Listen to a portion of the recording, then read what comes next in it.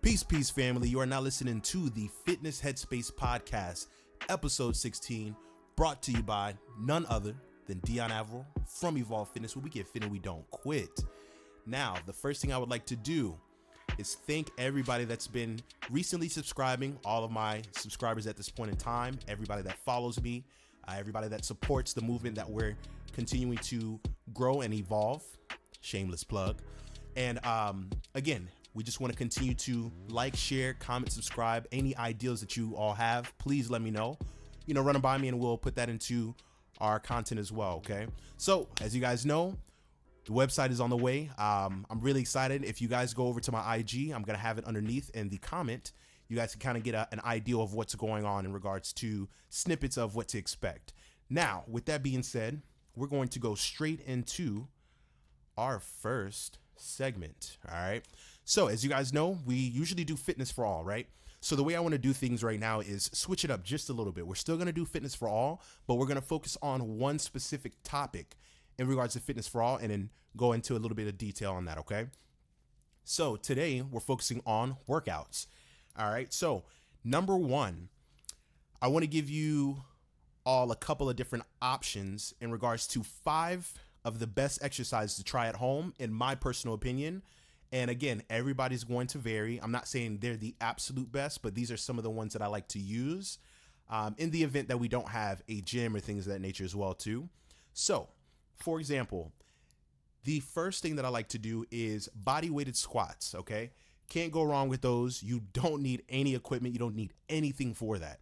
So there should be no issues with that. Now, I know some people might have, for example, knee issues, lower back issues. There's a whole bunch of different ways that you can make those adjustments and do either a regression or a progression. So progression is making it a little bit more challenging, and then the regression is, taking a couple of things out and making it more reasonable for you and any imbalances or any pain or discomfort that you're working with at that point in time, right? So squats is one of those things. Now, as far as how to alleviate that pain and whatnot, there's a couple of things. So the first thing that I like to do, ultimately, if we're doing a full body weighted squat, is if you just happen to have a stability ball or something that you can place on the wall and use that as assistance to help you with your form and the foundation, then yes, start with that first. Okay. Now, if you don't have that, again, we're just going to have to focus on working with either, let's say you have, I don't want to say a chair because you definitely need some weight, but let's say that you have, a railing or something of that nature that's sturdy. Even if you wanted to hold on to a countertop, as long as you had enough space, what you can do is hold on to it for support and stability and focus on your range of motion and your form, right? So focus on your form first, and then as you get a little bit more comfortable, then your range of motion should get a little bit easier. So that's one of the ones that I like to use and how I would implement it as far as just using that at home. So those are a couple of different options. Now, if you're a person where you're a little bit more advanced, you can do things like doing your squats on more of a time interval. So you could do something like let's say 30 seconds, 40 seconds, full on, nonstop, pacing yourself, and then 20-second rest, and then run it all over again 2-3 times, and do something like a circuit instead. So you could keep that heart rate up, keep the intensity up, and really feel like you're working. You know what I'm saying? So that's one exercise. So the second exercise, which you're going to notice a lot of these have to do with either compound or lower body, because again, not that you can't do upper body at home, you absolutely can. And I'm still going to add some of them in, but I'm going to go with the next lower body, which is going to be a split squat. You could do lunges, you can do reverse lunges, but I would say something like, for example, a lunge. Same concept, you would hold on to something that's steady and, working on your form. So these are going to be things that I'm going to be providing later on as well too, like physical videos so you all can see what's going on, some of the things you want to look out for and how to improve your technique. So with that being said, again, you definitely want to incorporate single-legged movements as well if you want to work on basically your balance, because what happens is most of the time when you're walking around or doing anything, you tend to shift your weight on one side. So you definitely want to make sure that we're even. So again, I would say personally a split squat, lunge, something of that nature where we're working on each leg individually will help with not only just your growth and development, but also with the fact of your imbalances as well too. For example, like, stability. So that's the second one. Now, the third one, we'll go up to upper body really quick. There's a couple of different ways you can do this. So there's two of them that I'm going to give you. The first one is going to be a seated row. And you would do this with a resistance band, dumbbell, kettlebells. You have a couple of different options. It just all depends on what's available to you at that point in time, right?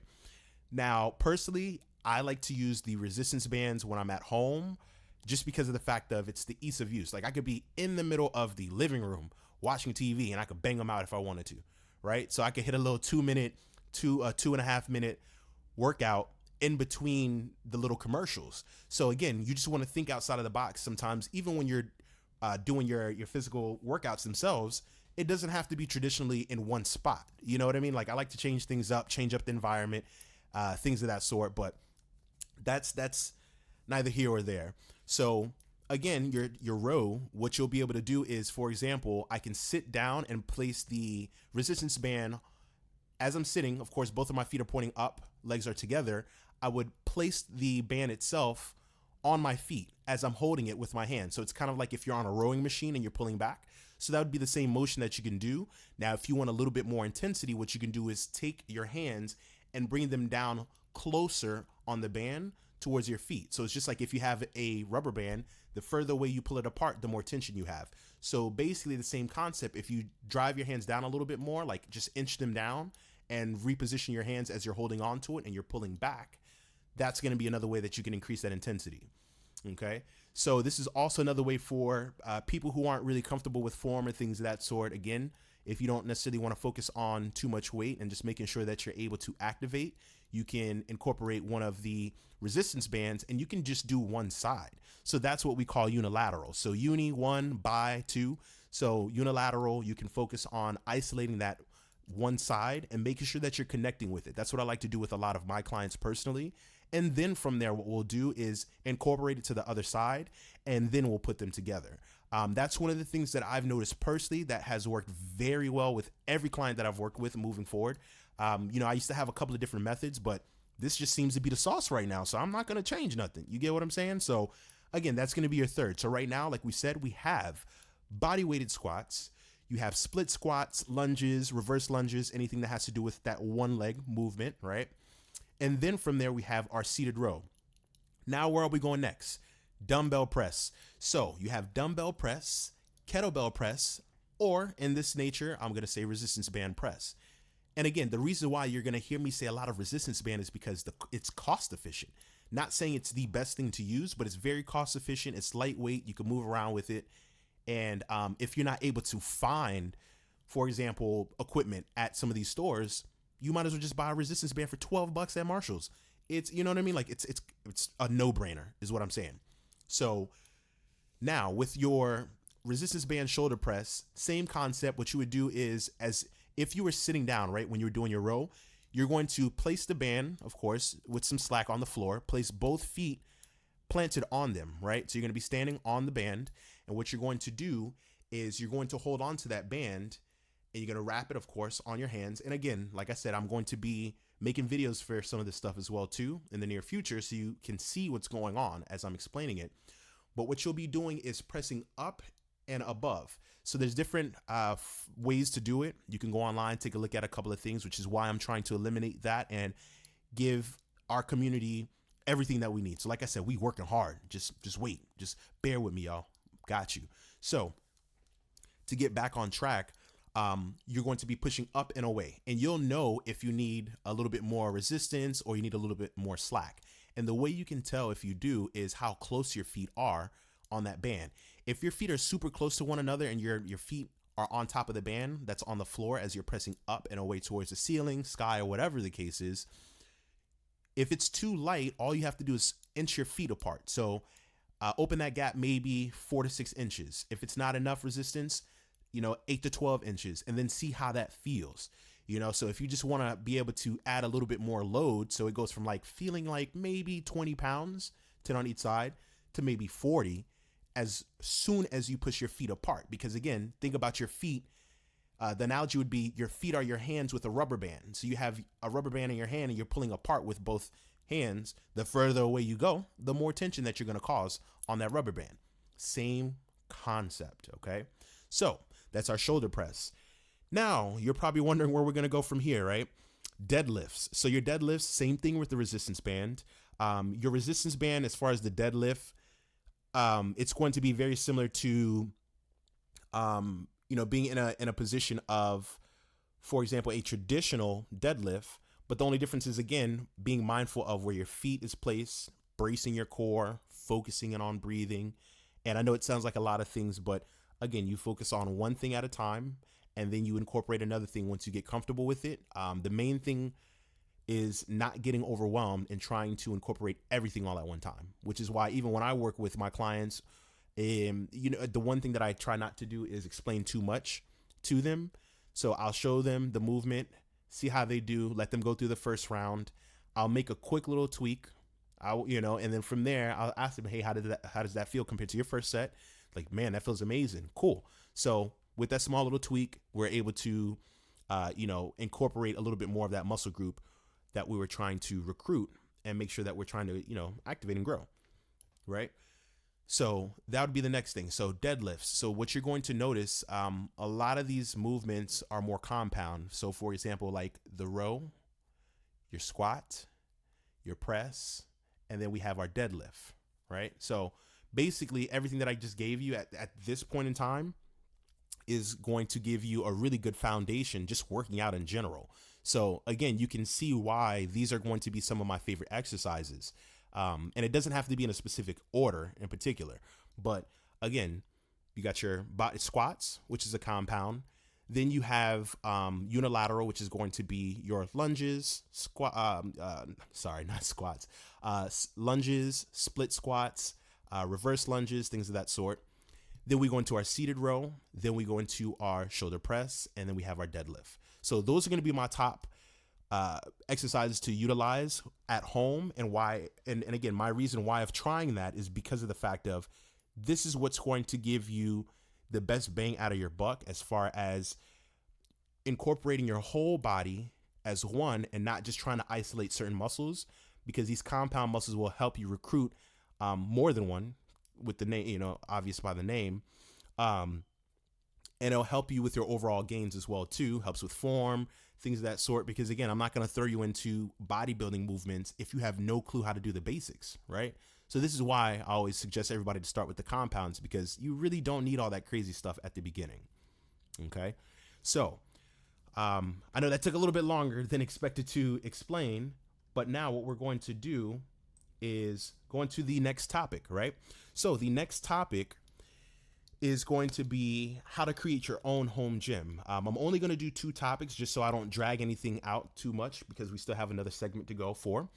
And as far as creating your home gym, it's really based on what you want as an individual, right? So if we live in 2 different areas, I can't tell you to make something specific a certain way because you might not have the space, right? So although, for example, people have a garage, doesn't mean that it's fully accessible because you got stuff in there. So the steps or the foundations of creating a home gym, my thing is making sure you have the space for it. If you don't have the space for it, it's going to be a little frustrating. If you do have the space, it'll be a lot easier, obviously. Now, if you don't have the space, all you really need is a mat. And you can also get the larger mats as well too, like the gym type mats from like TKO from Marshall's. I think I spent $13, no more than $15 on a roll, and it's pretty large. You know what I mean? Like it could cover a decent area. So with that being said, that's one of the things that you really want to keep in mind, based on how you're going to set it up. Now, if you're doing a regular home gym, you're going to want to incorporate some things like if you can, like a squat rack or something like a multifunctional item that you can use. But again, the main thing is a squat rack, because you want to incorporate as many compound movements as you can without having to resort to, like machines, like selected machines. And that's the way that I would think about it, right? So now here's the next thing. If you can get dumbbells, that's cool, but I would say more so try to get the adjustable dumbbells. Yeah, they're a little bit more upfront, but one, they save you space. And two, you have the ease of going from like 25 to 50 pounds off rip. And that'll give you a really good alternative as far as having traditional dumbbells and having to rack each one, unless you want that type of gym. That's cool. But, nowadays, minimalistic is really, it's been in for a while. So it's just something to think about. Now, when we're talking about anything else to add, so again, if you're in a position where you don't have the opportunity to have the space, again, just work on getting things like resistance bands and maybe a few kettlebells. So like maybe a 5, 10, 15, and 20 based on what you're going to be using it for. That resistance band is going to be able to help you do a lot. But again, at some point, you're going to plateau. Doesn't matter how many reps, how many sets you do, your intensity is just going to get to a point to where your body's going to adjust and it's used to it. So now your next step is to take the next step and level up. So again, if you're more so on a cost efficient base, go with all you need is a mat. Mats are maybe 12, 13 bucks. Go get you maybe 2 or 3 resistance bands. I get mine from Tiger Fitness. It's a pack of 5 for, what was it? 50 bucks, I think it was. Best deal ever. Never have an issue. They're phenomenal quality, and I plan on buying a lot more just to have around, and potentially, make some moves with them. But those are some of the things that you're going to need. Other than that, like I said, everything else is more additional. So if you had like an ab wheel or things of that sort, you can add that in. Now, for the rest of your home gym, like I said, I think it's really important to set the mood. So maybe like a tapestry or maybe like a little banner or something that you could put in the back that really represents something that just resonates with you, and making sure that you're comfortable, because this is I would say basically your second home. If you're a gym enthusiast or a fitness enthusiast in general, that's going to be something that you want to do, is set the mood, set the tone, and make sure that you're always comfortable in that area. But other than that, yeah, maybe a small little speaker, unless you do headphones or something like that. And if you're in a garage that's not conditioned, throw that garage door up or get a small little fan, but you will still be circulating hot air. But again, those are some of my little insights of what I would do, because I'm actually in the process of doing a home gym. But for me, I'm very picky. So, I like to start things like I reverse engineer things. I'm a little weird with things. So, for example, instead of buying the physical equipment, which we already have a good chunk of stuff, but I'd prefer to work on the aesthetics and the mood and the feel of the place, and getting that set up first. So then I can see that vision really come to life as far as just the tone being set. And then it'll give me a better idea of like, if, my little feng shui and putting things in a certain place. All right. So that's that. Now, what we're going to do is go straight into diet and nutrition, right? So you guys know we usually do fitness myths, but I wanted to take a break from that just a little bit. I feel like I was kind of like oversaturated with that, and it just kind of felt like the same redundant stuff, right? Although they were all different topics and whatnot, I just kind of feel like we needed to change the pace and change the angle just a little bit and spice things up. So now, diet and nutrition. The first thing that I want to talk about is Cronometer. So a lot of people use apps, right? I said I would always come back and touch base on this. So I know a lot of people, and even myself for a while, I was using MyFitnessPal. I've tried Lose It. I've used Fat Secret, and I ended up running across Cronometer maybe a month, 2-3 months ago, and I seen a gentleman on his YouTube page doing the same thing. I was like, yo, this is dope, but I didn't pay attention to the name of it at the time. I was like, bro, I don't need that right now. So until I started to understand how much information that they provide. So for people who are looking for the additional 5, 10, 15, 20% of tracking and really understanding what's going inside of your body, Cronometer is the way to go. First and foremost, it's free, just like any other app. But the thing that I love about it, yes, it still has a scanning option, things of that sort. I'm not sure if the other apps do it. I really didn't pay attention to them because I was doing my own macro tracking separately. But what I love about them is that because I tend to eat some of the same meals a day. So as I am typing, basically it already has a history of what I've typed. And then also the preset amount of what I had used. So to me, that's golden. You know what I'm saying? I just bloop, bloop, bloop, lock it in. And you can actually copy and paste your days from one day to another if you're doing it on the computer. I believe you could do it on the phone as well too. But I like things on a larger desktop screen. So I have a little bit more flexibility on how I move things around. So Cronometer is definitely a great app. And the reason why I love Cronometer, check this out.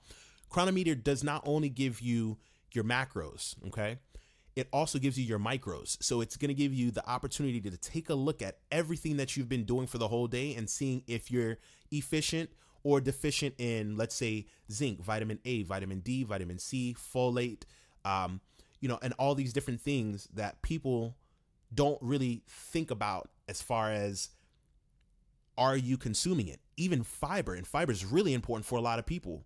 That's also tracked for free.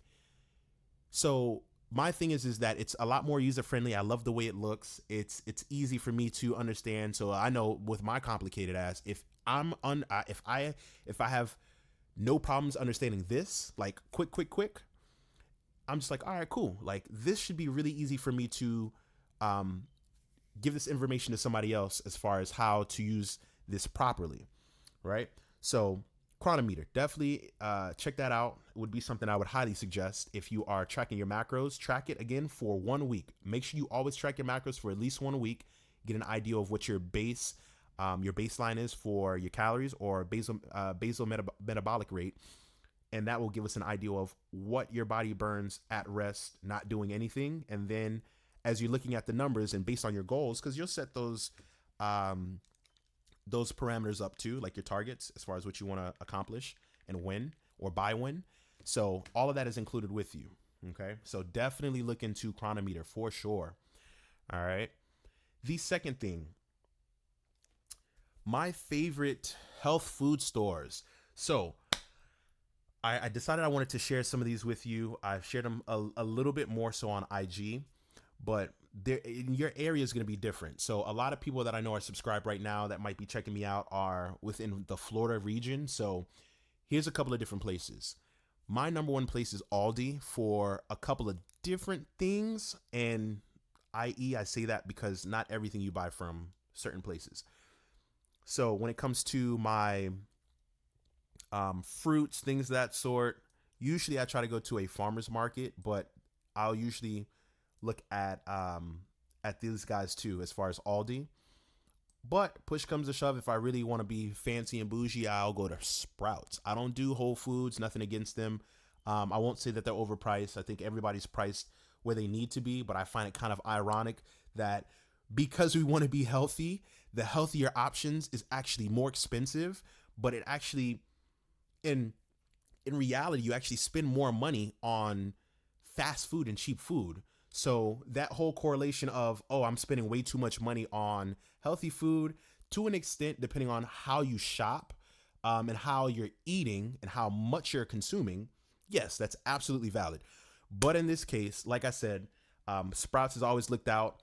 And again, I'm a person, I learned from my mom, and I look at all the ads and things of that nature. So what I'll do is basically put together a cart of all the places that I need to go and try to hit them in a certain order to where I'm not going out of my way and it's not an inconvenience. So I'm not necessarily like wasting gas, wasting time, because somebody would be like, well, why don't you just go to that store? You're going to spend the same amount. But it's like, if I have somewhere to go and I'm going up north first, I might as well hit that first store and roll right back down and make it make sense. So now I get everything that I need at the price that I need to without really going out of my way, to say the least. So definitely Sprouts and Aldi's are my top two. And like I said, just local farmers markets, support your local, places as far as establishments, especially if you get to talk to some of the owners and things of that sort. So for me, Green Acres Farmers Market, and there's another farmers market as well off of Lantana. It's like between Lantana and Melaleuca off of Military. So, and again, this is if you're in the Florida area, you know where I'm talking about, Palm Beach area. So check that out as well too. But again, those are going to be my top three places: the farmers markets, Aldi's, and Sprouts. And Sprouts is like sparingly because I be balling on a budget. I don't know about y'all. Okay. So now our last topic is going to be, give me 1 second. I want to just share with you all how I've been able to stay fit and healthy consistently. And the way I've been able to do that is instilling discipline. So having the opportunity to start a program, number one, okay, is the first thing. The second thing is the adherence to the program and making sure that you are going day in and day out and you're doing what you need to do, because a lot of people get discouraged and a lot of people might not see the results that they want to see immediately, and then they just give up. But my thing is like, that's like anything else in life, right? So just because you didn't get one job doesn't mean you give up, right? Just because you didn't get whatever the case is, whatever you might have going on, it doesn't matter. So you don't want to put yourself in a position where you're always looking for instant gratification, is what I'm saying. Instant gratification does not solve anything. So let me give you a perfect example. Let's say that you're an individual, you come to me and you tell me that you want to lose some weight as fast as possible. Okay, we can do that. What's the ideal goal? All right, I want to lose 10, 15 pounds in the next 3 months. Okay, it's doable. Now here's my thing. Is it healthy based on your size and what we're trying to accomplish, and what's the reason why?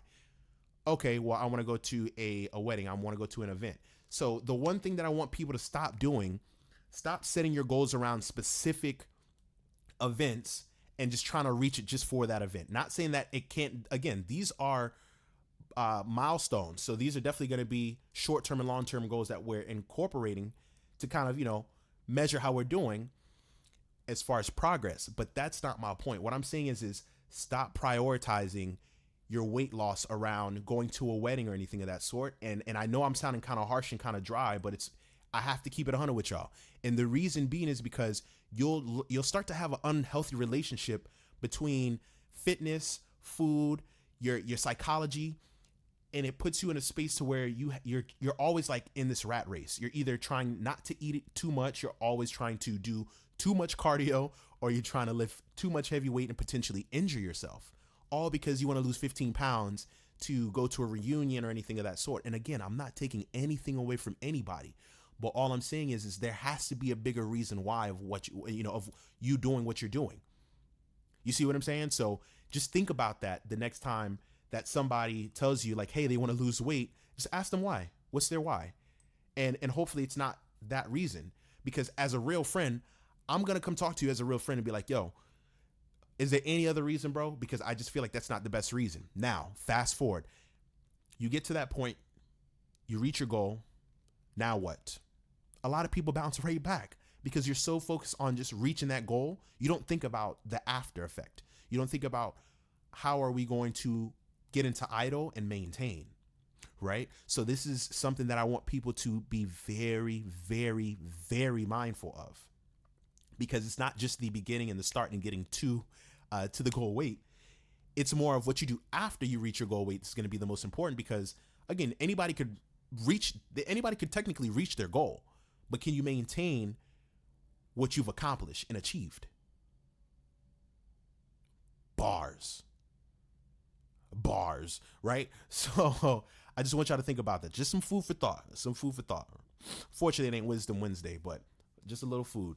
Now, family, what I'm going to be doing, I'm going to be dropping a surprise in the description below, which is going to be a mystery as far as our new recipe that we're going to be trying out. Again, every week, this is what we're going to do. I want to offer you guys some different things.